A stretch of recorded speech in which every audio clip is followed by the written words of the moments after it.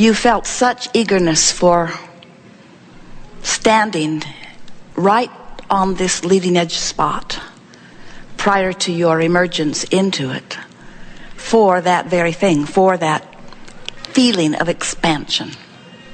You knew that you are an eternal being. Maybe you still remember that, but you really knew it from your non-physical perspective. You knew that you are source energy, and that you were coming forth to express that source energy in the physical format.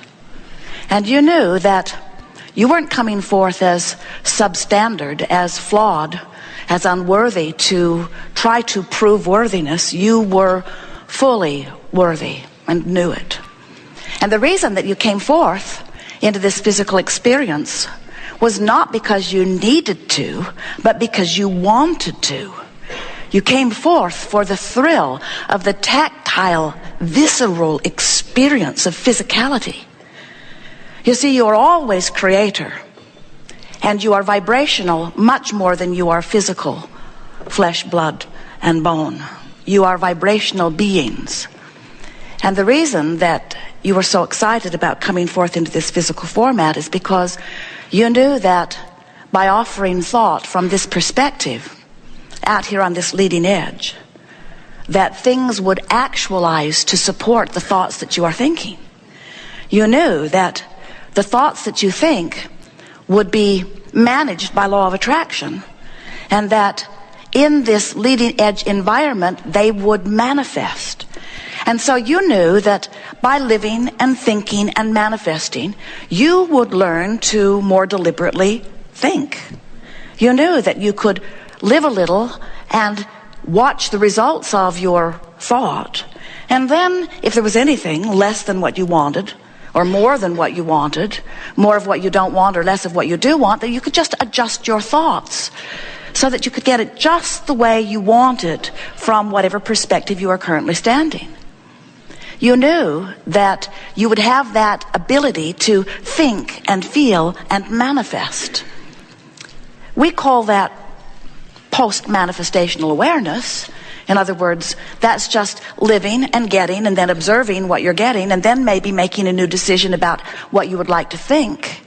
But you knew without any question at all that your thoughts and your manifestations always match, always match, always match, always match every single time. And you also knew that you were the thinker of the thoughts.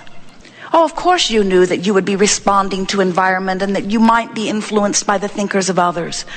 But you also knew that you were the only one that could think within you. You knew that you were the only one who could offer your vibration. You knew that whatever you were offering vibrationally would manifest, and you felt such delight in knowing that you were coming forth in order to exercise that understanding. We love it when something manifests and you take stock of what it is, and then you make a new decision about adjusting your vibration. Esther's made a new decision recently after going through a 300 to 400 item punch list on the new house. Unfinished things, they're all finished now, but it was a month of attention. She's decided to do something that we have been teasing all of you about for a long time. We say we just love it when someone is terminally ill, because then they finally do the only thing that worked anyway, when they have no other options. And Esther has discovered that she has no choice but to let go of control, because there are too many moving parts. When you have a small life, you can control it through your action, through your words, through your determination, through your willpower, through your rules and requirements and enforcements of those rules, by your shoulds and shouldn'ts, by your, if you don't do that, I will be really mad at you. But when your life gets bigger, you begin to discover that there are too many plates to keep spinning. And when the plates start crashing around you because there's not enough of you to keep them spinning, because you were never meant to control your life through your words, through your behavior, through your action. You intended to be the creator, controller of your life experience through the thoughts you think. So when you step back into that understanding and you let how you feel matter more to you than anything else, not how you feel physically, how you feel emotionally. We know you can sometimes be tired, but we want you to be tired and satisfied. We know that sometimes you can be maybe uncomfortable, but you can be uncomfortable and hopeful rather than uncomfortable and fearful.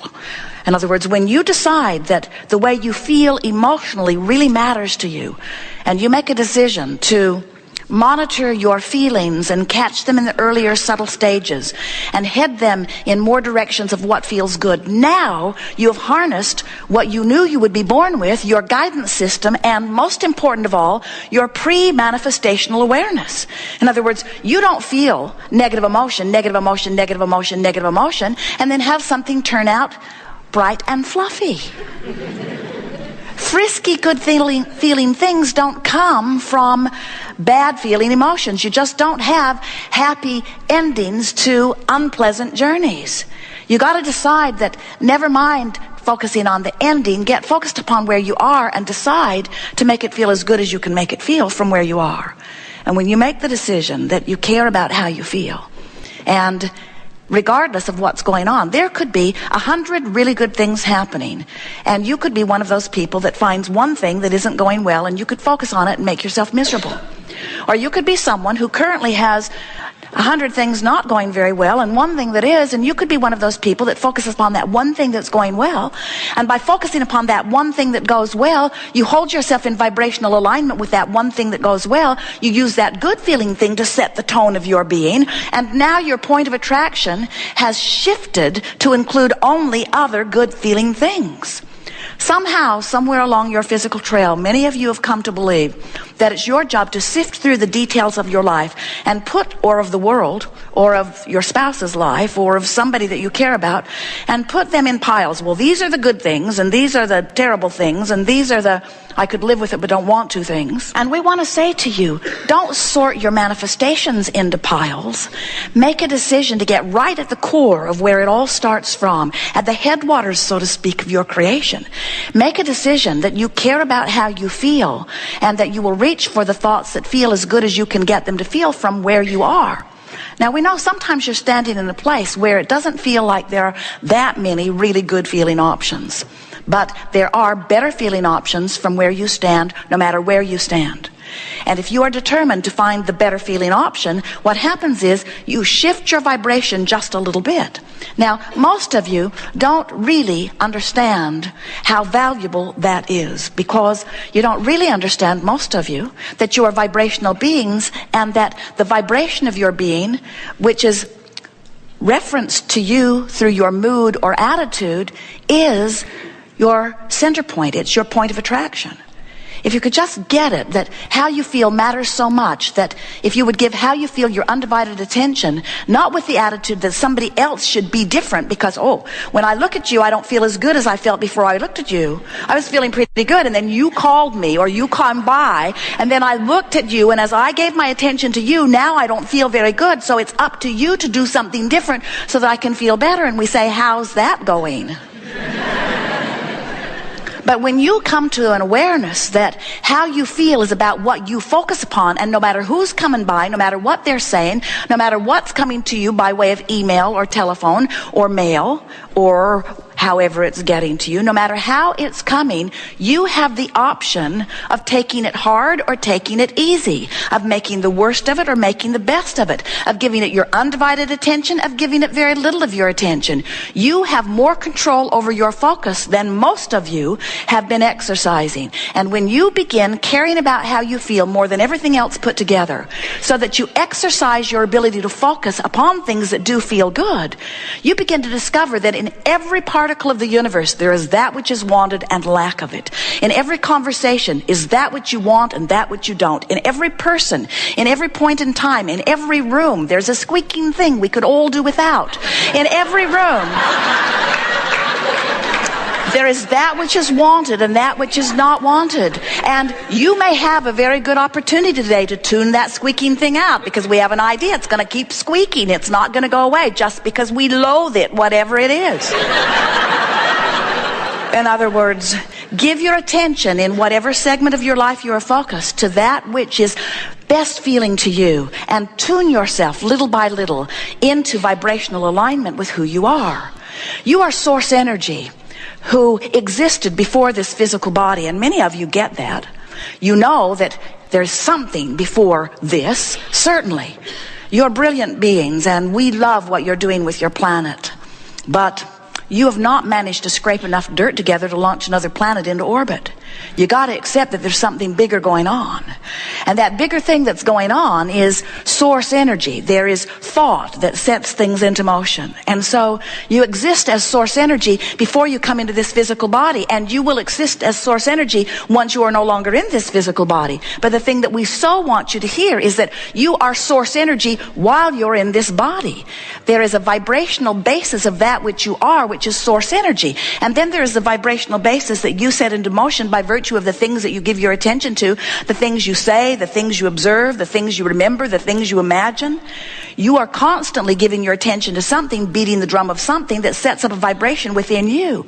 So the question that we want to put to you today in a way that you will always remember it is, what is the drum you're beating doing in relationship to the drum that the source within you is beating? For example, the source within you, who you really are, knows your value. When you don't, you're beating two different drums. You are tearing yourself apart. Now, many would say, well, why am I the one that's tearing myself apart? If source would just come over here and beat my drum with me, I wouldn't be torn apart. And we say, you don't want that. You don't want source to revert, to regress, to be less than life has caused you to become. Do you understand that as source energy, you flowed forth into this physical body, and now you are here in this body? The contrast, the variety of your life is causing you to know what you don't want, so you know what you do want, you know what you don't want, you know what you do.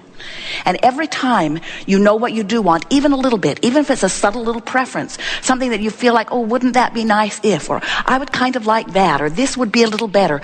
Every even most subtle of preference that emanates from you causes a rocket of expansion within you. That's what we mean when we say, are you enjoying the expansion of your desire? But now we want to say it to you in a more powerful way.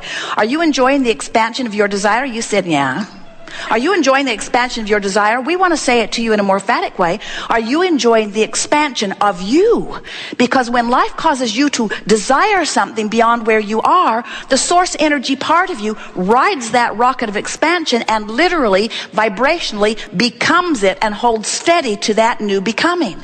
So every time anything happens which makes you prefer something a little more, the source within you becomes that which is a little more. And then the question that we want to put to you, and certainly you want to ask yourself, is, what am I doing about that? Am I keeping up with the me that I have become? If you're feeling eagerness, the answer is yes. In this moment, you're up to speed with who you have become. If you're discouraged, the answer is no. Life caused you to become something. The source within you became it, but you're still beating the drum of something's gone wrong. I don't have enough money. I don't have enough money. I don't have enough money. I don't have enough money. I don't have enough money.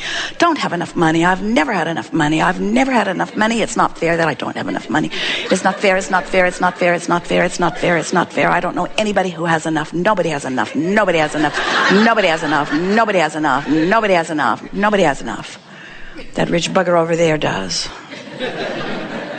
Probably deals drugs.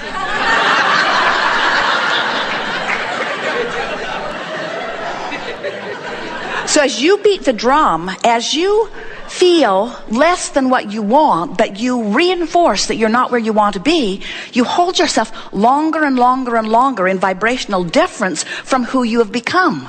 And you know what happens when you do that? You feel worse and worse and worse and worse and worse. So then it's really interesting. So you beat the drum of what you don't want, and you know you can never notice what you don't want without asking for what you do want, even if you don't put words to it. You can't even notice that there's not enough of something without automatically asking for more of it. So every time you notice that there isn't enough, you ask for more, and every time you ask for more, Source rides that rocket. And you know what that means to you?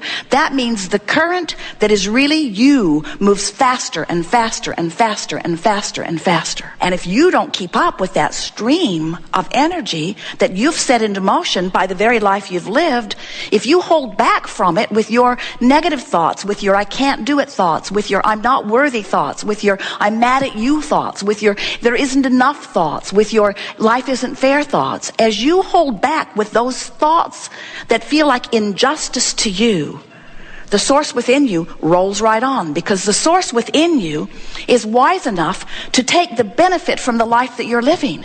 And when you don't, you really take it hard. That's what every negative emotion is that you